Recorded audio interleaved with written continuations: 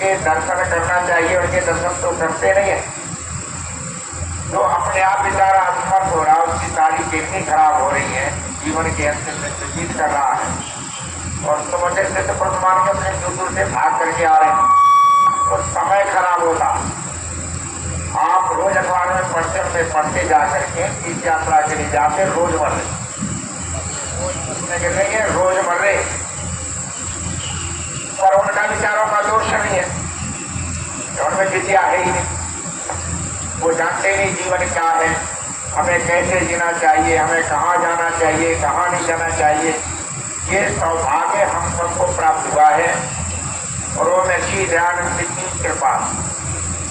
नक्शी दयानंद ना आते शायद ना ये शिविर लेते और देश की ऐसी दशा नहीं होती, देश की अब तक पता नहीं कहाँ होता। ऐसी विकट परिस्थिति में ही आपको ये सौभाग्य मिला है बच्चों, इस सौभाग्य को हाथ से मत जाने दो।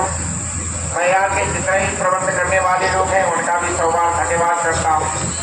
ऐसी विषम गर्मी में भी उन्होंने ऐसी व्यवस्था की है। आज समाज के जितना परिस्थिति है, हमारे यहाँ पर शिक्षक है, पदाधिकारी है, आर्मी दल के शिक्षक हैं, उनकी तपस्या को कितना नमन किया जाए, कितनी प्रशंसा की जाए उतनी कम है। कितनी श्रम करते मैं समझता हूँ कि जितने संगठन चल रहे हैं और आर्य समाज के और आर्मी दल के कार्यकर्ताओं के उसमें तपस्या में त्याग के सामने कहीं कोई कुछ नहीं है। और उसी का शुभ परिणाम है कि आज कितने शिविर लग रहे। स्वामी रामदेव जी बहुत बढ़िया बात कहते भले ही आज समाज के पास पूछना है शासन है ना कुछ भी है, और कहते आज समाज में एक चीज बहुत है, क्या है कि हौसला कभी कम नहीं होता।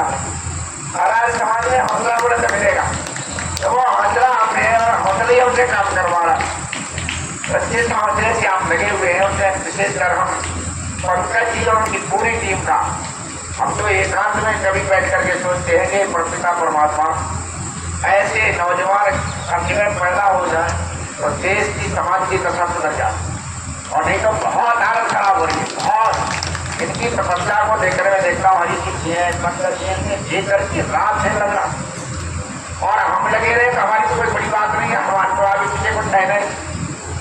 ये तो गृहस्थी लोग हैं, हमारे ना गृहस्थी लोग हैं, सब इतने लगे हुए हैं, कमाल भी है कि हमें ले रखा सब कुछ, लेकिन अपने घर बार को छोड़ करके जिस तरह से लगना, रातें लगना, तो इनके विचारों की ऊंचाइयां, इनकी समस्या को कितनी बार नमन किया जाए। परमपिता परमात्मा को सबको शक्ति भक्ति प्रदान करें, इसी प्रकार आगे चल करके अपने देश का भविष्य, अपना भविष्य, परिवार का भविष्य कर सकें।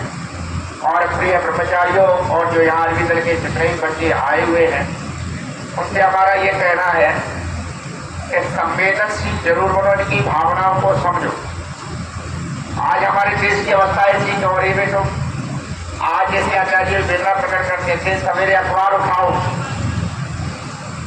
अखबार उठाइए, झूठ मार बलात्कार अत्याचार इससे ज्यादा देश में झूठ छुटकारा हो ही नहीं रहा। और इस सबका परिणाम है क्या, जो ये इतना भयंकर हो स्थिति हो रही है उसका एकमात्र कारण क्या है। हमेशा ध्यान रखो कि हमने अपनी पीढ़ी को पढ़ाया लिखाया सब किया पर संवेदनशील नहीं बनाया। हमारे बच्चे आज संवेदनशील नहीं, पढ़ लेते लिख लेते सब है पर संवेदनशीलता है नहीं। और जिस परिवार में, जिस देश में, जिस समाज में संवेदनशीलता खत्म हो जाती है ना, वो आसुरी प्रवृत्तियां हावी हो जाती। संवेदनशीलता कहीं पर भी दिखाई नहीं देती, क्योंकि हमारा नशीले आने जो वीडियो क्या, हमारा मूल आधार ही क्या है, हर चीज हमारा उद्देश्य क्या, बच्चे को संवेदनशील बना। बच्चा संवेदनशील नहीं बन पाया, वो संस्कार नहीं आए, तो हमेशा ये ध्यान रखना वही स्थिति हो रही है कि सरकार पूरी ताकत लगा रही है, सरकार खूब पैसा खर्च कर रही है और हर समस्या का समाधान करने की कोशिश कर रही है। दो चीजें होती ध्यान रखो, एक होता है समस्या और एक होता है समाधान। लेकिन जब समाधान जिसे हमने प्रस्तुत किया वो संस्कार युक्त ना हो, संवेदनशील ना हो, तो समाधानी समस्या बन जाता है। विद्यालय है, बच्चे हैं वो अज्ञानी हो, क्या है समस्या है, विद्यालय समाधान है। बदमाश समस्या है, पुलिस समाधान। अन्याय समस्या है, न्याय समाधान, लेकिन दशा सब ज्यादा खराब हो गई है। क्या समाधान ही समस्या बन रहा। हमारा कर्मचारी दिल्ली में देर कर रहा, वो एक विद्यालय पढ़ाने के लिए भेज दिया और जिस विद्यालय में जाओ उसकी अच्छी खासी फीस, अच्छा पीआईटी विद्यालय। जब गया तो वहां के अध्यापकों ने पहले कह दिया कि ज्यादा बच्चों से वो मत करना, तुम अपना काम करो, पढ़ाओ और जाओ। बच्चों के जीवन में ज्यादा सोचना, ज्यादा देखना या करोगे क्या बात बनेगी। अब गुरुकुल का पढ़ा हुआ तो संवेदनशील होता है, उससे तो रहा नहीं जाता। वहां बच्चों की सारी दिनचर्या उसे करने के लिए समझा हुए तो बच्चे बड़े बिगड़े हुए। फीस बहुत है, प्रवेश फीस उनकी लाखों होगी। और कई बच्चों को देखा तो उसने पैसे ही बातचीत में ली, बच्चों को बता दो क्या करूंगा, फोन नंबर ले लिए। और बच्चों के जब बच्चे चेक करे ना तो मैं शराब के बोझ मिले, बच्चों में शराब के बोझ, बच्चे पीते और दंडता दिखाते। उसने मतलब जो है 2-3 बच्चों के ले लिए, उनके घर वालों को फोन किया, आप इस बार मिलो आकर, वो मिले आकर। उसने कहा आप कितना पैसा खर्च कर रहे हैं, इस विद्यालय में पढ़ाई करवा रहे हैं बच्चों, और पता है तुम्हारे बच्चों का हाल क्या है। मैंने कहा इनके बच्चे में जब चेक किया तो मैं शराब के बोझ मिले, पढ़ाई लिखाई की अपनी बर्बादी कर रहे। तो कहते हो माँ बाप ने बड़े भोलेपन से क्या बोले, क्या गुरु जी हमारे बच्चे ऐसे थे तो नहीं, पर यही आकर के बिगड़े थे। समाधान समस्या कैसे बन गया, बच्चे ऐसे थे नहीं, यहाँ आकर बिगड़ गए। तो उसने कहा कि तब यहाँ लाखों रुपया खर्च इस बात के लिए करते हो तो बच्चे यहाँ बिगड़े आकर। तो उन्होंने बड़े सिखा फिर लिए कहा जा, बड़ी समस्या है ये कहा जा। गुरुकुल वृंदावन में अब ये कहा नहीं है, इतने प्रवेश आते हैं और ज्यादातर ऐसे हैं जिनके बच्चे अकेले हैं। इतना प्रवेश का नहीं जो पढ़ाना चाहते हो दूसरी के पढ़ाओ, मेरे पास जगह है नहीं। तो सीधे घर वाले कहते हैं कि धन संपत्ति नहीं चाहिए, किसी तरह बच्चा बच जाए। ये बहुत बड़ी बात बच्चे कहते थे, हमारे लिए बहुत बड़ी बात क्या है, धन संपत्ति नहीं चाहिए, केवल बच्चा बच जाए। हम तो इसलिए आपके पास लेकर के आए। हालत बहुत खराब हो रही है, हालत बहुत खराब हो रही है। ये तो जो गुरुकुलों में बच्चे आ जाते हैं उनके घर वाले जब देखते हैं वो जानते हैं स्थिति कैसी। तो ऐसी स्थिति समाज हो रही है। तो इस स्थितियों में समाज के सामने, देश के सामने विकल्प कुछ नहीं है। ऋषिराम ने कभी कहा था, वो चीज आज भी है। स्वामी राम ने कहा था आज समाज से के साथ मिलकर के काम करो, यदि नहीं करोगे तो हाथ कुछ लगेगा। वही स्थिति आज हो रही है और लोग गुरुकुलों की तरफ उन्मुख हो रहे हैं और मान रहे हैं कि बच्चे हमारे गुरुकुलों में सुरक्षित रहेंगे।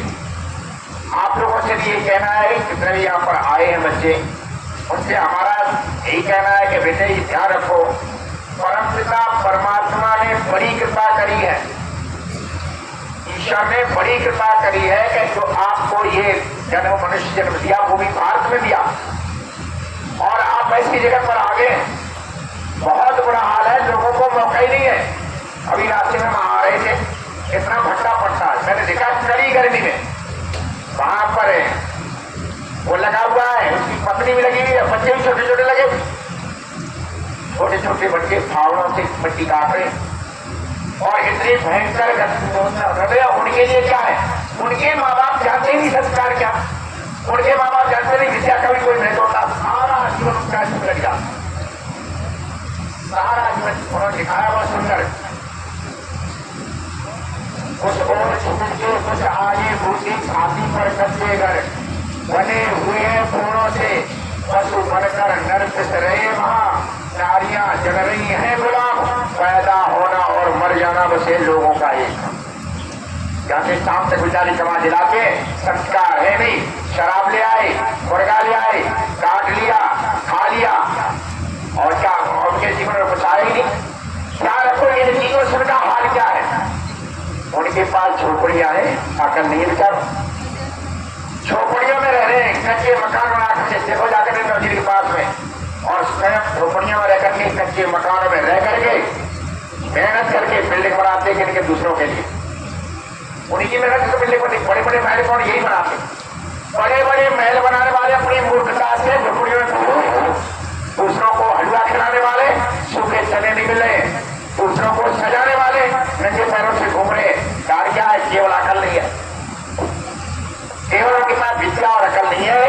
सारी चीजें होती है कहीं पर भी, तो ये सिखाई जाती है यहाँ। मैं थोड़ा ब्रह्मचारियों से और आगे चल के जितने भी बच्चे आए उनसे कहना है हमारा कि देखिए आज से ही दृढ़ संकल्प करके जाओ कि जब परमपिता परमात्मा ने तुम्हें अच्छे घर में जन्म दे दिया, संस्कार से आप यहाँ पर आ गए, तो यहाँ पर आज इसका समापन है। समापन पर ये संकल्प लेकर के जाओ कि परमपिता परमात्मा ने इतना कीमती जीवन दे दिया है, इसे हम बर्बाद नहीं करें। समझ गए ना? समय की सबसे छोटी इकाई क्या होती है? बोलो। सेकेंड। समय की छोटी इकाई क्या होती है? सेकेंड। सेकेंड क्यों कहते हैं? कभी सोचा है? फर्स्ट कहा नहीं जाता, सुई आगे बढ़ जाती है, उस सेकेंड हो जाता है। और क्या कहा कि सेकेंड नहीं आता है, कहने से सुई आगे बढ़ जाएगा। तो ध्यान रखना, जो समय पर सचेत है वो सेकेंड है, समय से पहले सचेत है वही फर्स्ट आते। इसलिए स्वामीलाल ने लिखा है कि बच्चों को ये मन में ये भर दें, शिक्षा दे दें कि समय यदि हाथ से निकल गया तो सुधार भी हाथ से निकल जाएगा। आप पहलवान बन सकते हैं, आप बलवान बन सकते हैं, आप विद्यावान बन सकते हैं। आओ, जब समय निकल गया हाथ से, उम्र हाथ से निकल गई, कहाँ पहलवान बन सकते, कहाँ विद्या? समय के साथ सुधार हाथ से निकल जाता। आपके हाथों में समय है। और ध्यान रखना, एक एक सेकंड से क्या बनता है? बोलो मिनट। मिनटों से क्या बनते हैं? घंटे। घंटों से बनते हैं दिन। दिन से बनते हैं सप्ताह। सप्ताह से बनते हैं महीने। महीनों से बनते हैं वर्ष। और वर्षों से बनता है जीवन। जो सेकंडों को बर्बाद करके उनके मिनट बर्बाद होते, जो मिनट को बर्बाद करते उनके घंटे बर्बाद होते, जो घंटों को बर्बाद करते उनके दिन बर्बाद होते, जो दिनों को बर्बाद करते हैं उनके सप्ताह बर्बाद होते, और जो सप्ताह बर्बाद महीना बर्बाद होता, महीनों से वर्षों जीवन बर्बाद हो जाता। बर्बाद करती है तो जन्म का जीवन। लेकिन जो समय का मूल्य समझते हैं, एक एक सेकंड का मूल्य समझते हैं और उसको आबाद रखते उनका जीवन आबाद हो जाता। केवल कहते नहीं, करके दिखावे में बच्चों। आज हमारे मुल्क में एक पढ़ता रहा, बालक इस तरह वो नौकरी पे है, जोशी मठ में है, अधिकारी है, हमारे पास 7 वर्ष रह करके पढ़ा। कुछ समय पहले हमने एक अभियान चलाया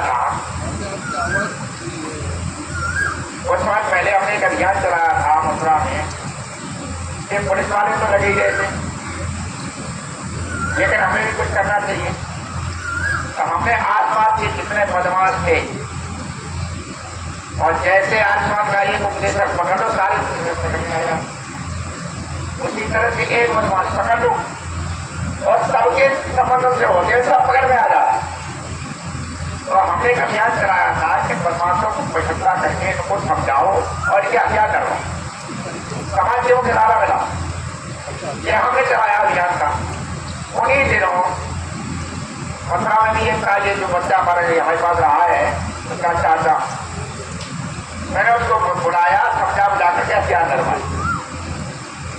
दुर्भाग्य से वो सारी चीज को नहीं समझा, हथियार डर करके तो सारा बर्बाद चलाता रहा। लेकिन जिनके मार रखे थे कुछ बैठे, तो धोखे से गोली से वो मार दिया। वो अपने एक भतीजे को मेरे पास छोड़ गया, जिसको मैं बताता हूँ जोशी मठ का अधिकारी। गुरु जी, आपने हमारा जीवन तो सुधार किया है, और हमारा पूरा बदमाशों का क्षेत्र, बदमाशों का किसी तरह हमारे घर का सुधार चाहिए आ जाए। वो बालक आ गया मेरे पास, मैं ज्यादा व्यस्त रहा तो बालक पढ़ता नहीं ज्यादा, खेल कूद में मत रहा। हाई स्कूल में आए 39%, और इंटर, ध्यान से सुना, इंटर हो गया फेल। जब फेल हुआ तो मैंने ये कहा, अब तो बदमाशी करनी है, घर जाओ, तुम्हारी बच्ची पढ़ाई नहीं, तुम्हारी दादा का ख्याल रखवाए, तुम्हारी चाचा दिया, हमारा दायित्व था, तुम्हारा पर तुम पढ़ नहीं रहे। और ध्यान रखना, उस बच्चे ने हाथ जोड़ करके क्या कहा, गुरु जी एक मौका दे, मुझे एक मौका दे। मैंने कहा मौका देंगे एक शर्त। बताओ शर्त? शर्त ये है कि शाम को जब सोने के लिए जाओ, आप जब शाम को जब सोने के लिए जाओ, तब आपका अपना अंतर पर है ये कहे कि इससे ज्यादा पढ़ाई नहीं हो सकती इतनी आज, हम नहीं पूछेंगे। आपका अंतर है ये कहे इससे ज्यादा पढ़ाई हम कर नहीं सकते थे जितनी आज करी है, पूरी ताकत से पढ़ाई हो। ये शब्द मंजूर है तो मैं आपको रखने के लिए तैयार हूं दोबारा। उसने हाथ जोड़ के कहा नहीं गुरु जी आगे से गड़बड़ नहीं होगी, ये शब्द हमें मंजूर है। पूरी ताकत से पढ़ाई करी जाते, अगले वर्ष 83% आए, उसी फेर के अगले वर्ष 83% आए। मेरे पास आया गुरु जी 83% है, जो पिछले वर्ष हो रहा था अंतर हुआ 83% है। मैंने कहा आप क्या करना चाहते हो, क्या आप करा दो? मैंने कहा चल तू बीटे कर ले। पैसा घर में नहीं था, मैंने बीटे कराई। यही शब्द रखते रहना। और अंत में जाकर के जब बोला कि अब तो नौकरी तो एनिमे में नौकरी लगेगी, इसी शर्त में रहेगी। इस वक्त परीक्षा दी उसने, अगले वर्ष में 3 जगह नौकरी लगी, बीआरओ में लगी, राष्ट्रीय राजमार्ग प्राधिकरण में लगी, एक में और लगी। बेटा तू किसमें जाना चाहता है? बोले गुरु जी तो इसमें जाने से ज्यादा भ्रष्टाचार का मैं इसमें जाऊंगा। आज उसमें अधिकारी है। इटली से कोई मशीन आनी थी और कई आनी थी वो बनाने के लिए, सड़क बनाने के लिए। तो मुख्य इंजीनियर यही था, रिपोर्ट इसको देनी। जब इसने देखा तो इसने कहा कि मशीन इतने की नहीं, मैं इतने में देखूंगा। बड़े अधिकारियों ने पैसे ले रखे,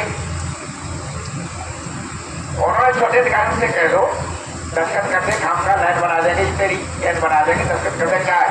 और जो लाए जिन्हें बेचना था वो होटल में लेंगे, जो कुछ लेना 1-8 करोड़ रुपया ले लो। अधिकारी ने कह दिया होगा ये इतने मना कर दिया, नहीं हमने। दूसरे अधिकारी ने ये कहा कि नहीं, मान ले बात हो ना।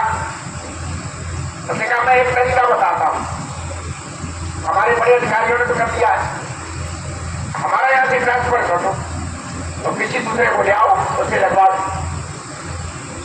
हमारा ट्रांसफर कर दो।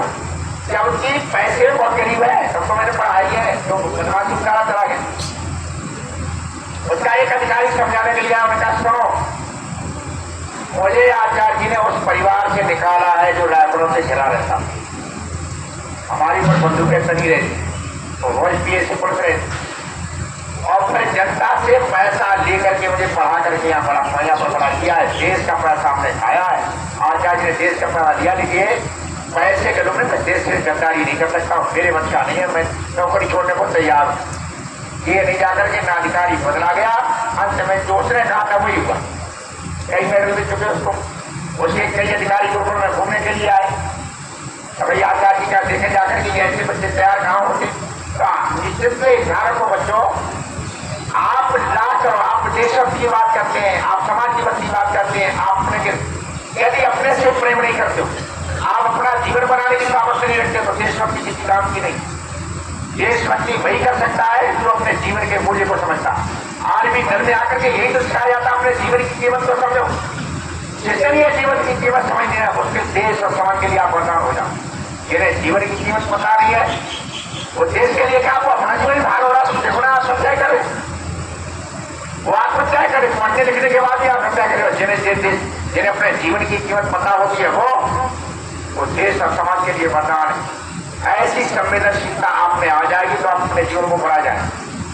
आपने अपने देश का इतिहास पढ़ा है, हमारे देश स्वतंत्र क्योंगा क्योंकि उस समय बच्चों में संवेदनशीलता पैदा हो। खुदीराम बोस कितने वर्ष के थे? 19 वर्ष के थे, और अब फांसी सजा हो गई। जेलर था वो बहुत ज्यादा वो संवेदनशील था। खुदीराम बोस को ये क्या नाम आम बहुत पसंद थे, और जेलर ने देखा कि ये तो फांसी हो जाएगा, 19 साल का बाल है। उसने कहा कि तुम्हें आम पसंद है तो आम ले आया, बड़े बड़े आम थे, आम रख लिए। खुदीराम बोस ने आम चूस लिए और दूसरे बार बढ़ा करके जंगली फांसी भी रख दिए। जेलर गया, जेलर ने कहा बेटा आम नहीं खाए, तो खुदीराम बोस क्या बोले मुंह लटका करके, जेलर साहब कल फांसी होने वाली है, तुम्हें आम दिखाई दे रहे? हमें तो कल फांसी होने वाली है, तुम्हें आम दिखाई दे रहे? जेलर ने दुखी होकर के जैसे ही आम पकड़ा, आम सब दूसरा रखे थे पहले, वो चिलकाने करे बाहर पा जाकर खुदीराम बोस हटा करके हंस गया। जब हंस गया तो जेलर ने क्या कहा गंभीर होकर के, खुदीराम जब तेरे जैसे देशभक्त संवेदनशील पैदा हो गए तो मैं दावा करता हूं कि अंग्रेज देश में टिकेगा नहीं, भाग करके रहेगा।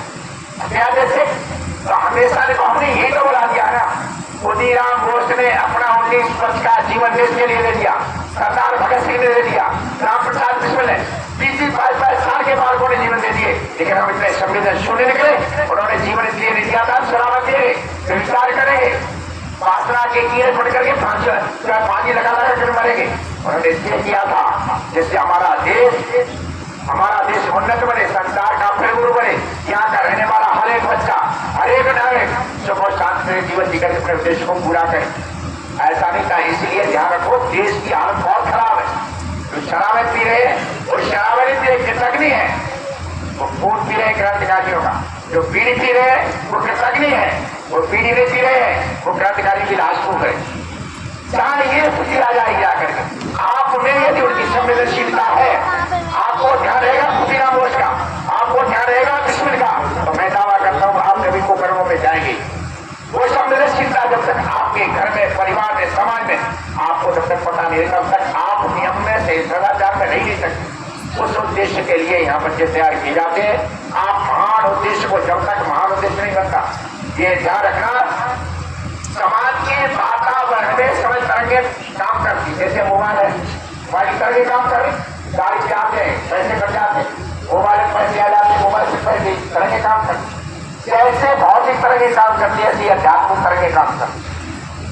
अध्यात्मिक काम करती है ना तो दो तरंगे यहाँ पर है, एक दैवीय तरंगे, एक आसुरी तरंगे, इन्हें देवासुर संग्राम कहते। जब आपके अंदर कमजोरी आ जाएगी तो क्या आसुरी तरंगे आपको दबा लेंगे, फिर मनमाने तरीके से आप बर्दाश्त करेंगे।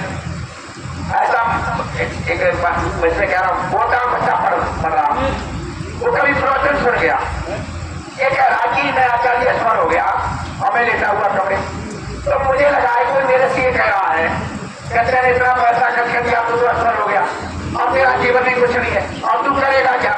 वो ये कह रहा है, मुझे लगा तू मेरे से कह रहा, इससे बढ़िया तो तू मर जा। उनका हंसता बच्चे कई बच्चे कहते मेरे दिमाग में भी आया कोई मर जाए, इससे बढ़िया मर जा। ये कहते मुझे यही लगे कि अब तू मर जा, अब तू मर जा। कान में भूल के रही बात, पर कहते मुझे आपका प्रवचन नहीं ध्यान था, कहते मैं तो 5 से भाग लिया, वो बस में बैठ के घर पहुंच गया। मैंने अपने पिता माता जी का ये स्थिति आ रही है कि आप बच्चा गया नहीं, उन्होंने कहा कि आप जला दे, भार में डाल दे, मुझे और कुछ नहीं, मुझे रसूल देंगे तू बढ़िया आया, भाग आया। अच्छा, उस बच्चे को बात किसने कर दिया? ये आपकी तरफ तो सारे माताओं ने वही करेंगे, तो जैसा बात होता आप जब आप सत्या करेंगे, हवन करेंगे, दैवीय तरंगे मजबूत हो जाती। फिर बालक अपना ये मथुरा के पास में भी रखिए कोकिलावन के बैठ कई साल पहले की बात है, एक अपने केला तोड़ के मेरे पास आज जाती ये बुद्धवार बन जाएगा तो हमारा महापुरुष उत्तराधिकारी का कोकिलावन बड़ी भीड़ होती। 6 महीने बाद वो आगे आता है, मेरा भंडारा है, कार्यक्रम है बहुत बड़ा, ये बालक वहां रह जाएगा, बालक का बड़ा 15 दिन गया, 15 दिन में आ जाके उसने 15 सूत्र याद नहीं करिए सर, पहले कर गया 4 अध्याय। मैंने कहा चलिए यार 15 दिन 15 सूत्र याद नहीं होने भाई। कहते गुरु जी सही बताऊं तो कि वह कोकिला बन के आस-पास 2-2 किलोमीटर तक ऐसे तरंगे, ऐसी तरंगे, 1-2 सूत्र याद आए हुए और यहाँ जाते याद हो जाता। वहां पर ऐसा पाखंड है, ऐसा वातावरण है, तो हमेशा तरंगे असर कर, तरंगे सही है, आपके अंदर सही है, और इन आश्रित तरंगों को कोई मार सकता है। तो ये ध्यान रखना, वो ब्रह्मचारी के अलावा और कोई हो नहीं सकता। जब तक ब्रह्मचर्य सक्सेस नहीं होता है, गुरुकुलों में, घरों में, परिवारों में, मैं दावा करता हूँ कैसा ही शिक्षा में कैसे ही पढ़ा लूं, कभी सफलता मिलेगी, सफलता मिल सकती है। ब्रह्मचर्य के नियम समझो, ब्रह्मचर्य का पालन करो, आत्मिक रूप से, मानसिक रूप से और शारीरिक रूप से, तीनों तरह से ब्रह्मचर्य का पालन करके आगे बढ़ोगे। मेरा दावा है कि सारी आर्थिक शक्तियां आपसे पराजित हो जाए। तो ऐसा विश्वास करके हम जितने भी आप प्रसिद्ध हुए हैं सभी आप संकल्प लेकर के जाएंगे कि हम अपने समय को बर्बाद नहीं करेंगे, हम अपने देश और धर्म के लिए अपना जीवन जीना है, केवल अपने लिए नहीं जीना है। ऐसा आप करके समझेंगे तो निश्चित रूप से हमारे शिक्षकों का, यहाँ के आयोजकों का और विचार मुनि जी का, इनका सबका सब सफल होगा और परमपिता परमात्मा आपको शक्ति बख्शी दे। आप इस प्रकार से अपने जीवन को बनाए जो देश समाज के लिए वरदान सिद्ध हो। और अंत में मैं गुरुकुल के पूरे संचालकों को और आरबीएल के शिक्षकों को और जिन्होंने यहाँ पर सहयोग किया है उनको बहुत बहुत धन्यवाद देता हूँ। और आपका निश्चित रूप से सहयोग देश और समाज के लिए इतना बड़ा काम करेगा कि आपने कल्पना नहीं की है।